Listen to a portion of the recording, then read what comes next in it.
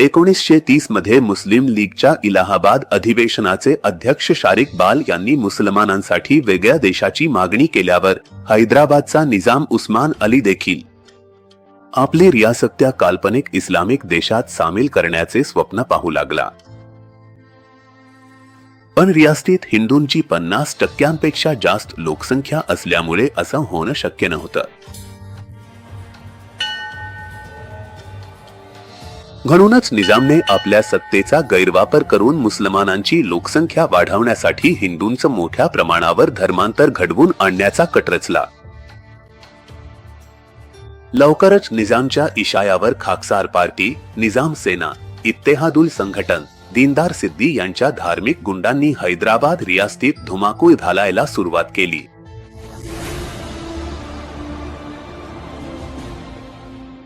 रियासतीचे सरकारी अधिकारी राज्यातील हिंदू जनतेवर इस्लाम लादण्यात काहीही कमी करत नव्हते.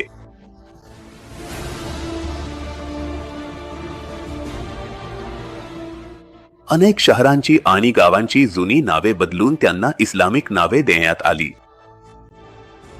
अकोलीचे नाव झिराबाद करण्यात आले, बिदरचे नाव बदलून मोहम्मदाबाद आणि धाराशिवचे नाव उस्मानाबाद करण्यात आले. निजामच्या तुकड्यांवर वाढणारे मौलवी हिंदू दलितांना फसवून त्यांचे धर्मांतर करण्यात गुंतले होते आणि त्यांना हिंदूंविरुद्ध बंड करण्यासाठी चिथावत होते.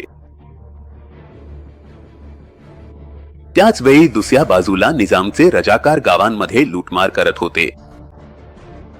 हिंदू महिलांवर आणि मुलींवर अत्याचार करत होते.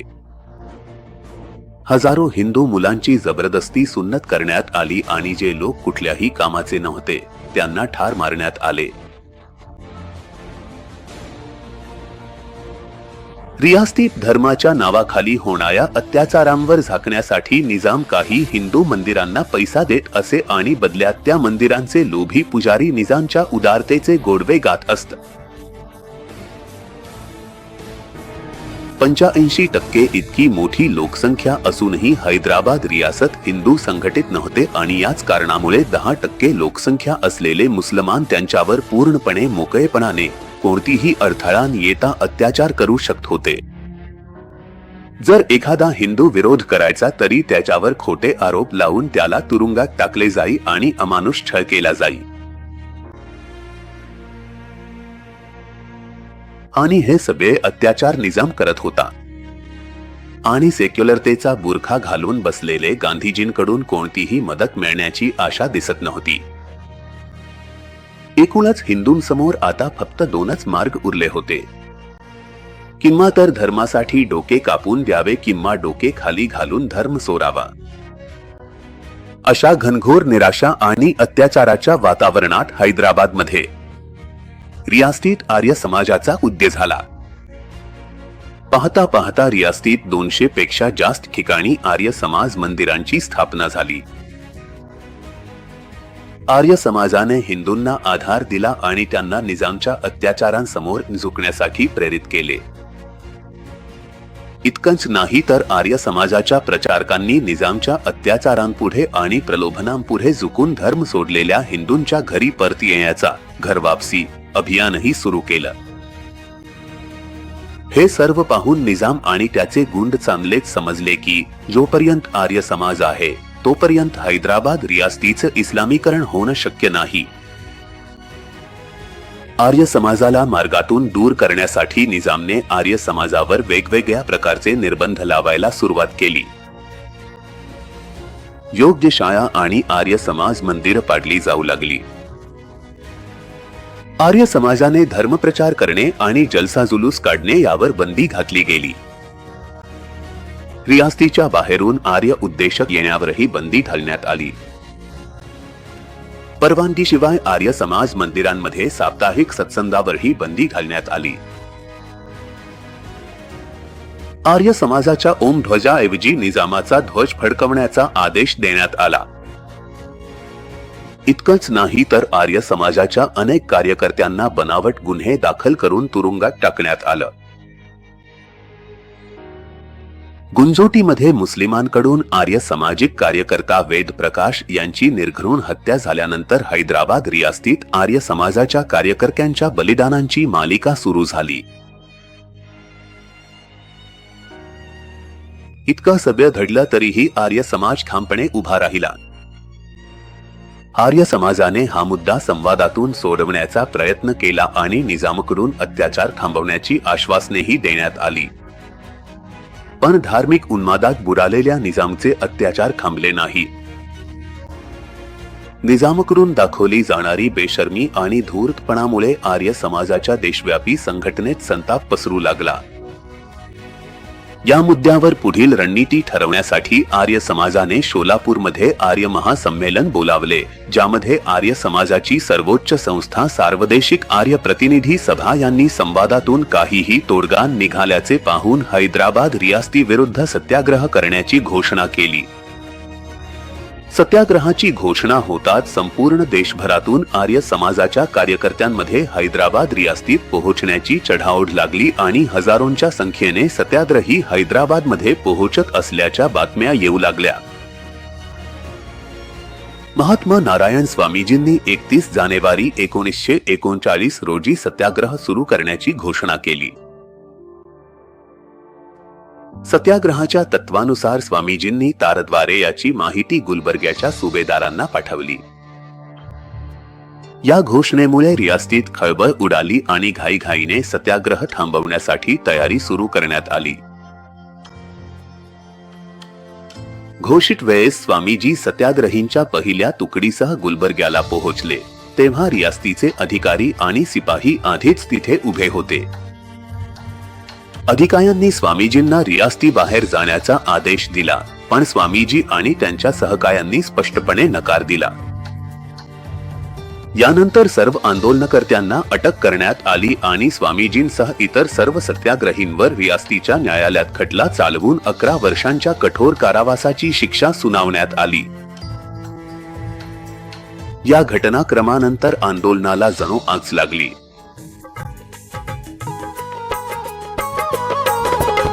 एक नाही 24 नाही लाखो आहे गर्दी खजिन्यात नाही 24 नाही लाखो आहे गर्दी खजिन्यात गर्दी जमली आहे मिटणायांची पुढे जाण्यात गर्दी जमली आहे मिटणायांची पुढे जाण्यात भरून टाकू. जेलखाने आहेत वीर दयानंदचे जेलखाने आहेत वीर दयानंदचे आपल्याला सगळं जग ओळखतं वीर दयानंदचे सगळं जग ओळखतं वीर दयानंद कुल चांदक्रम. शारदा, खुशहालचंद, खुरसंड, पंडित धुरेंद्र, पंडित वेद व्रत महाशय, कृष्ण आणि पंडित ज्ञानेंद्र यांच्या नेतृत्वाखाली एक नंतर 16 जथ्यांमध्ये हजारो आर्य समाजी आंदोलनकर्ते हैदराबाद रियासतीत पोहोचले आणि रियासती न्यायालयांमध्ये त्यांच्यावर एकतर्फी खटले चालवले गेले. त्यांना शिक्षा सुनावण्यात आली. पण आज सत्याग्रहींची प्रचंड संख्या पाहता रियासतीच्या तुरुंगात जागा अपुरी पडत होती आणि नवीन कैद्यांना ठेवण्यासाठी जागा उरली नव्हती. यानंतर आर्य सत्याग्रहींना ठेवण्यासाठी तात्पुरत्या जेलांची व्यवस्था करावी लागली. जेव्हा सत्याग्रहाची घोषणा झाली होती तेव्हा निजामने ती केवळ धमकी म्हणून घेतली होती. त्याला वाटले होते की जर सत्याग्रह सुरू झाला तरी तो चिरडून टाकता येईल. पण सत्याग्रह केवळ सुरूच झाला नाही तर त्याने हैदराबाद रियासतीच्या पाया हादरवून टाकले. रियासतीच्या इस्लामीकरणाच्या योजनेत अडथळा येताना पाहून निजाम अस्वस्थ झाला. जिल्ह्यांमध्ये सत्याग्रहींना अमानुष छळ दिला जाऊ लागला. त्यांच्यावर विनाकारण मारहाण केली जाऊ लागली आणि त्यांना कडक श्रम करायला लावले जाऊ लागले. वाईट अन्न आणि पाणी दिल्यामुळे अनेक सत्याग्रही आजारी पडले. यातही कमाल तेव्हा व्हायची जेव्हा इतिहादुल संघटनेचे गुंड थेट तुरुंगात घुसायचे. पोलिसांसमोरच सत्याग्रहींना निर्दयपणे मारहाण करायला लागायचे. पण आंदोलन दडपण्यासाठी निजामने जितके डावपेच वापरले त्यांनी आंदोलनाला आणखी भडकवण्याचेच काम केले. अत्याचार आणि बलिदानांच्या बातम्यांच्या दरम्यान 8वा जथ्था पंडित विनायक विद्यालंकार यांच्या नेतृत्वाखाली हैदराबादकडे निघाला. जेलमध्ये बंद असलेल्या पहिल्या 7 जथ्यांच्या जोरदार आंदोलनामुळे आधीच हैदराबाद रियासतीचे ताबे सैल झाले होते आणि आता 8व्या जथ्याच्या येण्याच्या बातमीने निजामचे धाबे दणाणले. परिस्थिती किती गंभीर झाली होती याचा अंदाज या गोष्टीवरून येतो की रियासतीतील कट्टर इस्लामी वृत्तपत्र वक्तने आपल्या 7 जुलै 1939च्या अंकात भविष्यवाणी केली होती की 8व्या जथ्याच्या सत्याग्रहाची वेळच येणार नाही. निजाम सरकार त्याआधीच आर्य समाजासमोर झुकणार आहे. आर्य समाजाच्या जबरदस्त आंदोलनामुळे आणि दबावामुळे अखेर 17 जुलै 1939 रोजी निजामने शरणागती पत्करली. त्याने हिंदूंच्या छळाला आळा घालण्याची आणि आर्य समाजावरील सर्व बंदी उठवण्याची सरकारी घोषणा केली. ही विजय महर्षी दयानंद यांच्या सेनानींनी सनातन धर्माच्या रक्षणासाठी दिलेल्या सर्वोच्च बलिदान आणि वैचारिक दृढतेचेच फलित होते, ज्यामुळे हैदराबादच्या शक्तिशाली रियासतीला निहत्या अवस्थेतच झुकावे लागले. आंदोलन सुरू होण्यापूर्वीच धर्मप्रसारासाठी आर्य समाजाच्या 10 पेक्षा जास्त कार्यकर्त्यांनी बलिदान दिले होते. आंदोलनाच्या काळात सत्याग्रहींना तुरुंगात कठोर परिश्रम करवणे, मारहाण करणे, आजारी आणि मारहाणीत जखमी झालेल्यांना उपचार देणे, निकृष्ट अन्नपाणी देणे अशा कारणांमुळे आणखी 25 आर्य वीरांनी बलिदान दिले. अशा आर्य वीरांची संख्या तर हजारोंमध्ये पोहोचते, ज्यांच्या शरीरावर हैदराबाद रियासतीच्या अमानवी अत्याचारांचे निशाण मृत्यूपर्यंत राहिले. 1947 मध्ये देश स्वतंत्र झाला, पण हैदराबादचा निजाम आपली औकात दाखवण्यात मागे राहिला नाही.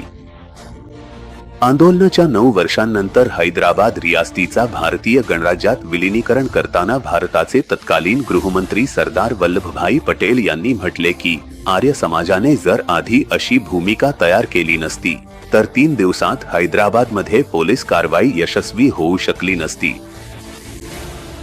स्वातंत्र्यानंतर भारत सरकारने हैदराबाद आंदोलनातील सर्व आंदोलनकर्त्यांना त्यांच्या सन्मानार्थ स्वातंत्र्य सेनानीचा दर्जा दिला.